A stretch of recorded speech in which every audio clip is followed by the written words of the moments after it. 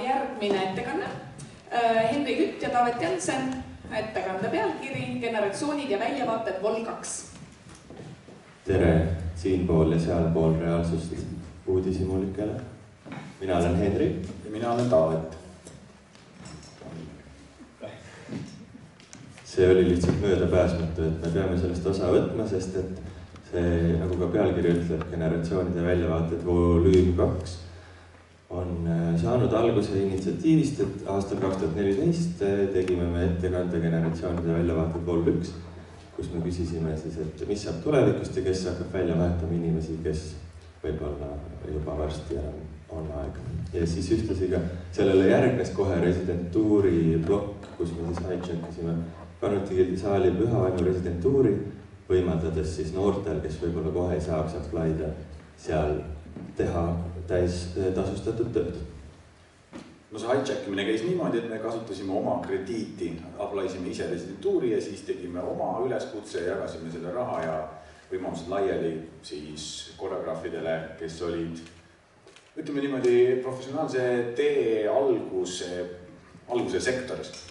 Ja see tõi kaasa, kui ma praegu tõesti muustest rääkida, aga see tõi kaasa väga pineva vestluse seal Kanuti Gildi saalis ja nii intensiivset vestlust siis vanema generatsiooni esindajate ja noorema generatsiooni esindajate vahel ma ei ole tantsus isegi näinud, et seal oli öeldi vihaselt, vanem generatsioon ütles noorema generatsioonile, et sinu koht ei ole siin ja sellised ja meid süüdistati selles, et me topime lusikaga nooremale generatsioonile putru suhu ja kes ise ei ole suutelised ennast läbi lööma. Räägime Kajasest. Ja siis nii edasi. Ja see tõi kaasa sellise elava diskussiooni ja see pani mõtlema, see pani mõtlema sellisele asjale, et nende generatsioonid, mis me räägime, see generatsioonid ja mis on seisnud väljavaated 2.0, et on toimunud mingisugune nihe selles, kuidas näeme meie, siis sina siis seal vahel, meie nagu vanema generatsiooni koreograafia esindajad ja noorema generatsiooni tantsukunsti esindajad näevad oma rolli, neid produktsioonimustreid ja vajadust me näeme erinevalt. Ja see käpp, mis meid intrigeerib Henriga, see tundub ületamatu. Üks asi, mis mõtlesin siin Triinu selle ettekande ajal, mõtlesin seda, et me räägime siin, et kui me üldistame tantsu ja koreograafiat, siis tegelikult me räägime siin ruumis eelkõige tantsust, etendus nagu lava kontekstis. Et see tants tähendab absoluutselt kõike.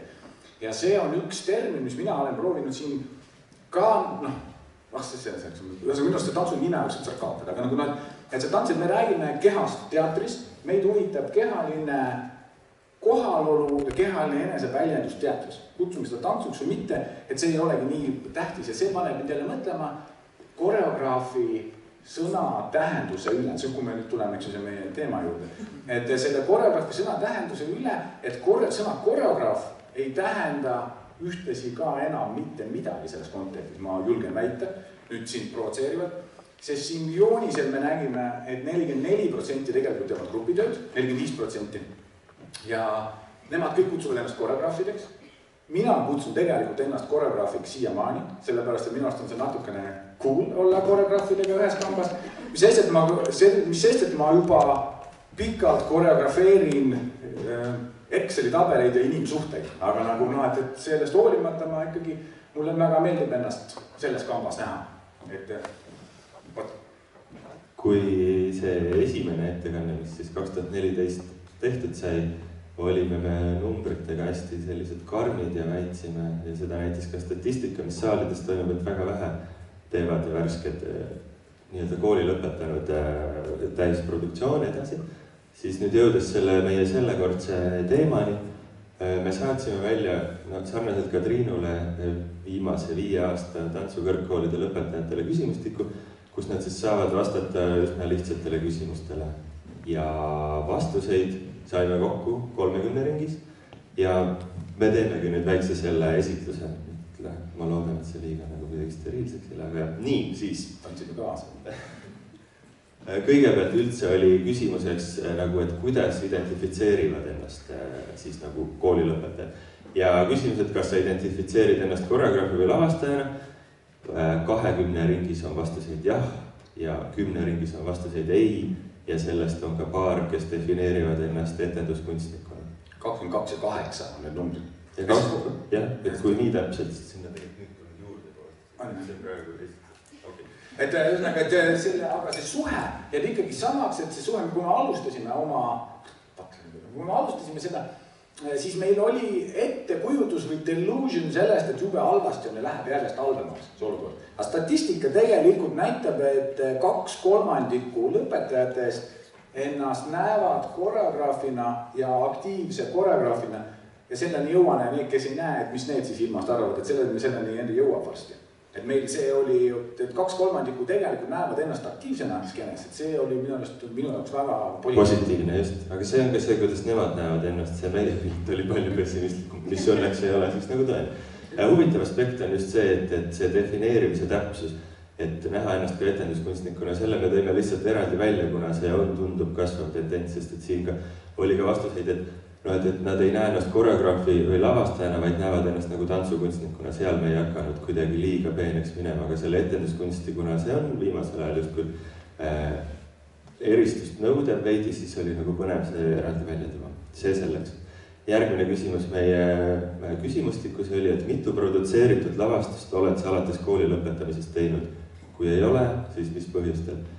Ja võt seda saab meie meelest tundub, et nagu väga üheti mõista, et mis on see produtseeritud lavastuste nagu termin siis nii-öelda ja võib-olla ma kõigepealt ütleks ära, et 10 lõpetajat pole teinud mitte ühtegi lavastust peale kooli lõppu täisprodutseeritud ja 19 lõpetajat on teinud vähemalt ühe lavastuse.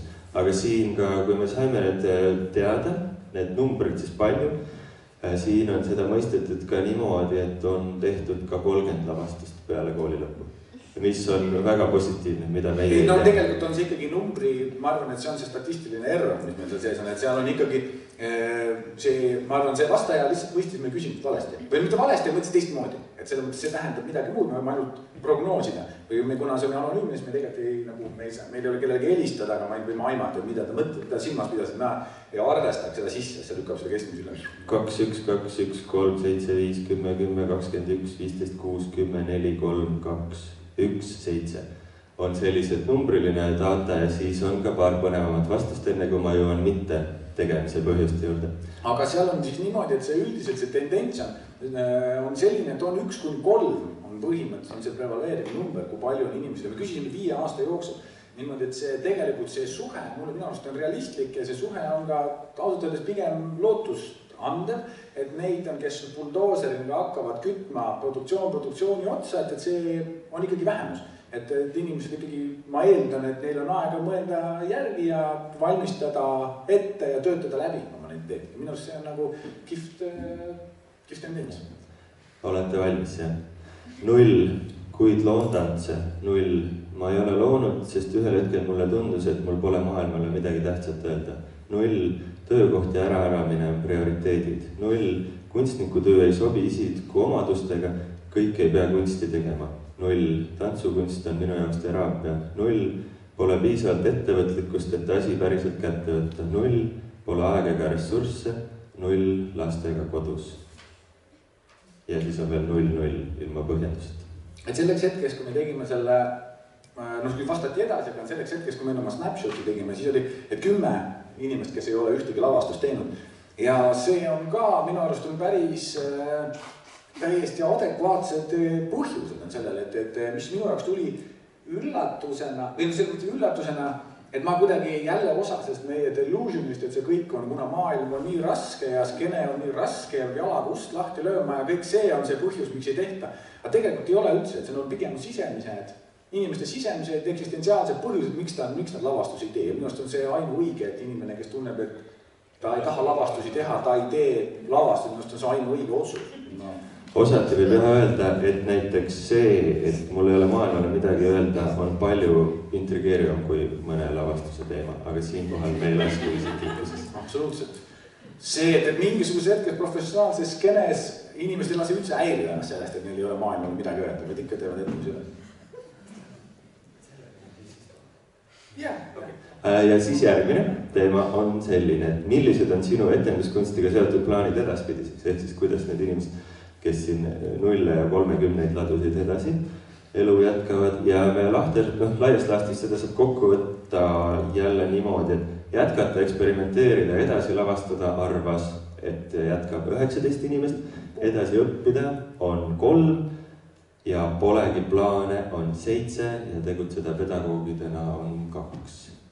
Vot see on üks väga tähtis punkt, ma ütleksin, et see, et jätkata pedagoogina on 2, et meie ma ei lähe tantsuhariduse teemasse, see on suvase teema. Et siis on see, et ühesõnaga, et jätkata, eksperimenteerida ja edasi lavastada 19, minu arust see on remarkable number, et tegelikult, mis tähendab seda, produktsiooni house'ide juhid siin ruumis, ukse taga on 20 inimest, kes tegelikult tahaksid teha produktsiooni, eks ju.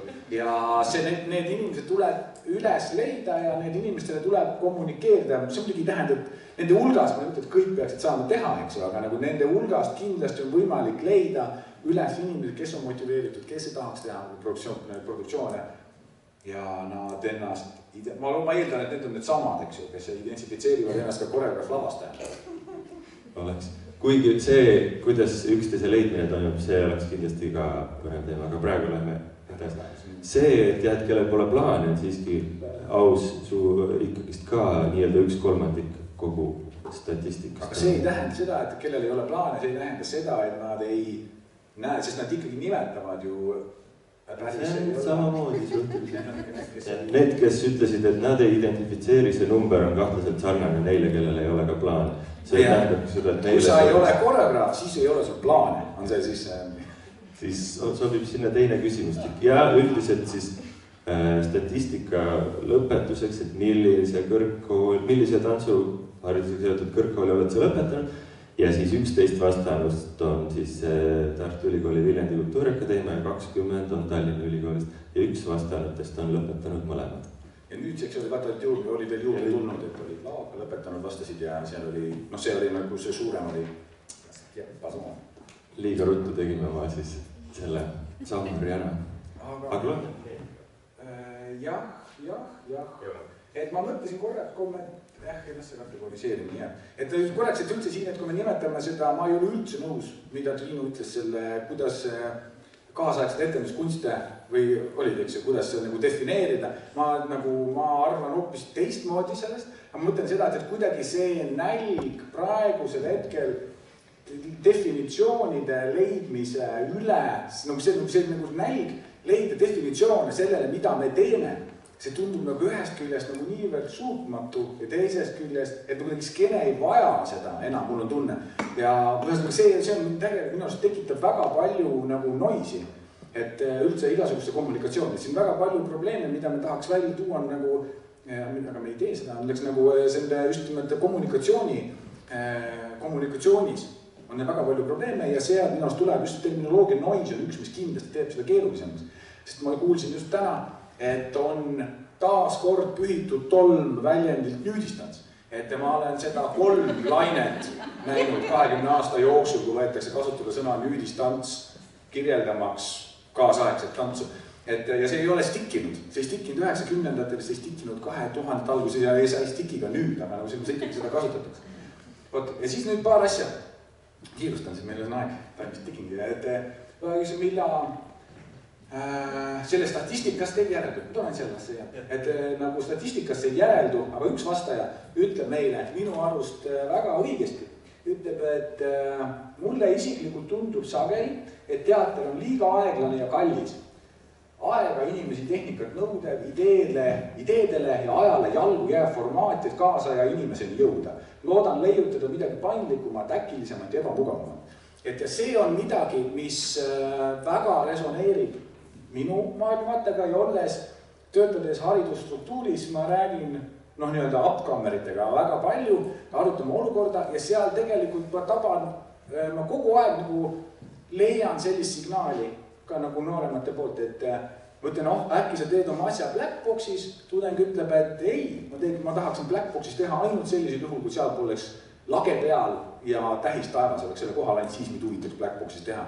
Ja siis ma hakkan mõtlema, et okei, et meie maailmad, see, et minu nägemus kaasaegsest teatrist on niivõrd ortodoksne, et seda tegelikult see niimoodi tegelikult ei tahetagi enam teha. Et mina nagu selle vastuse, nagu mul on hea meel, et selline vastus tuli, mis tähendab seda, et see celebration nagu üldse etenduskunsti viia välja tähis taeva alla sellest brändilõhnalisest pöörlava teatriruumist on, või Blackboxis siis nüüdseks, et minu arust on see väga hea mõte. Aga sellegi poolest jääb ju küsimus, et siis kuidas see kontakt siis ikkagist leida nende vahel, kes teha tahavad ja kus teha? Olgu see siis tähis taevas või ilma tähtedeta Blackbox? Sul romantilised ka. Meil on 4 minutit jäänud. Selle sisse ka. 20 minutit oli meil. Meie poolt see statistiline kokkuvõte siinkohal lõpeb ja kindlasti edaspidi aitäh ka kutsumast, me tahaks rääkida. Aga võime ka vastata. Staili ma ei hakka inimest alla.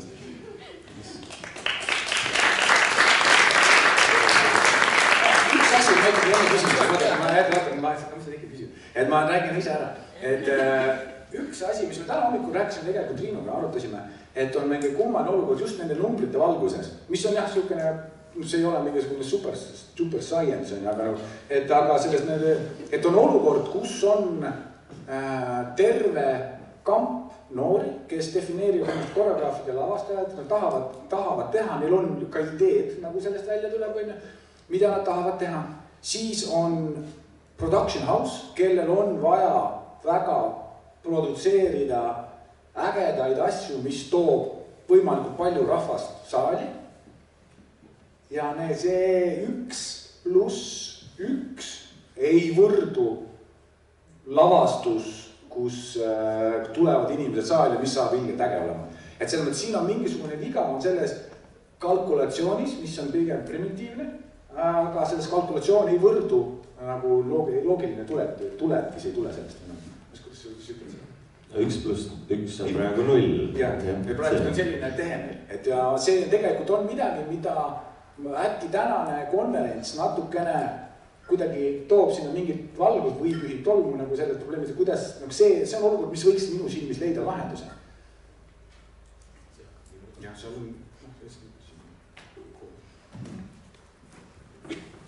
Veel küsimusi, kommentaare? Mõtteid?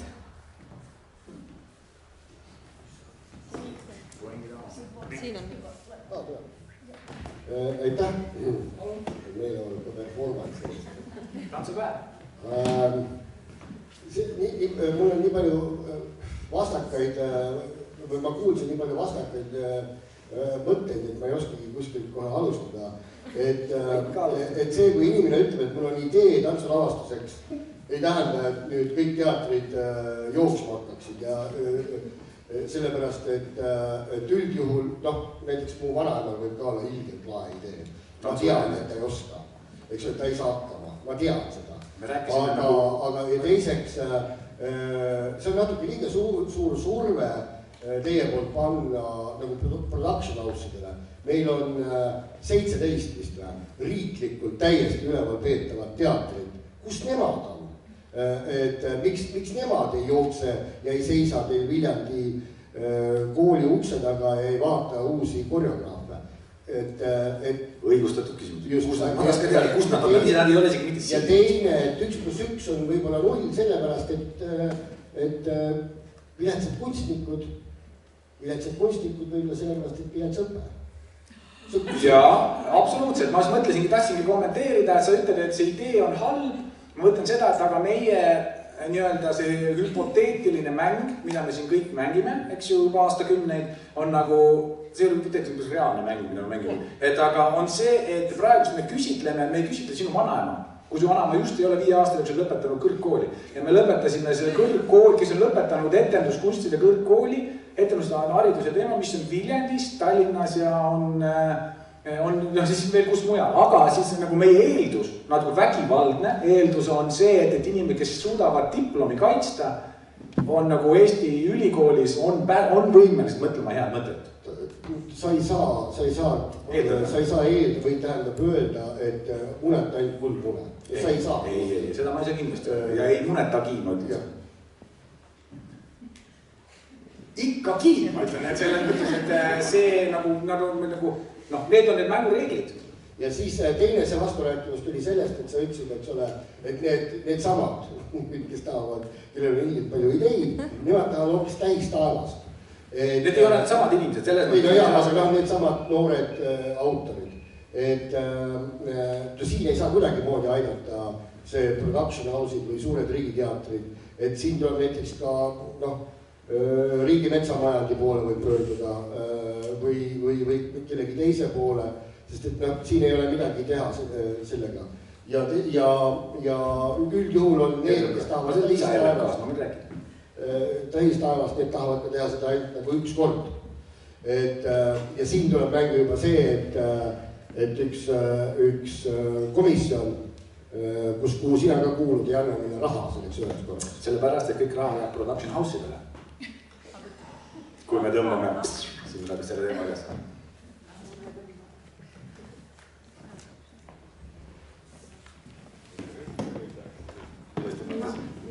Aitäh, Henri ja Taavet, ma küsiks üldiselt, et 2004 oli viimane kord. 2014, jah, kui te tegite selle sama mingisuguse sarnase analüüsi.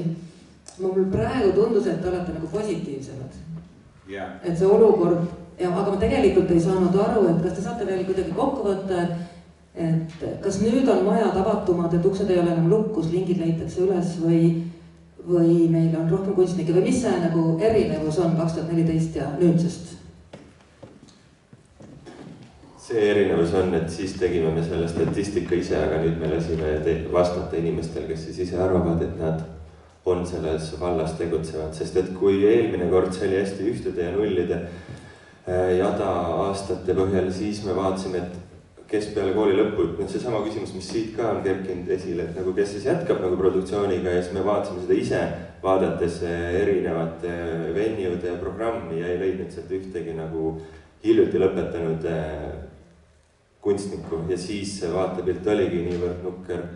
Aga just siis kuidagi tähtede seis peale seda hijackitud residentuuri muutus ja ma arvan, et see oli just väga positiivne, sest et järsku kerkis esile aktiivseid noori loojaid, kes nagu praegu, nii et see seis on minu meelest küll optimistlikum, kui oli siis, kui 2014 see eelmine ettekanne oli. Ja me ei saa võtta, me kindlasti ei võta seda kõike kreditit endal, sellepärast, et see on nagu see, et see tuli tähted seis, et niimoodi läks.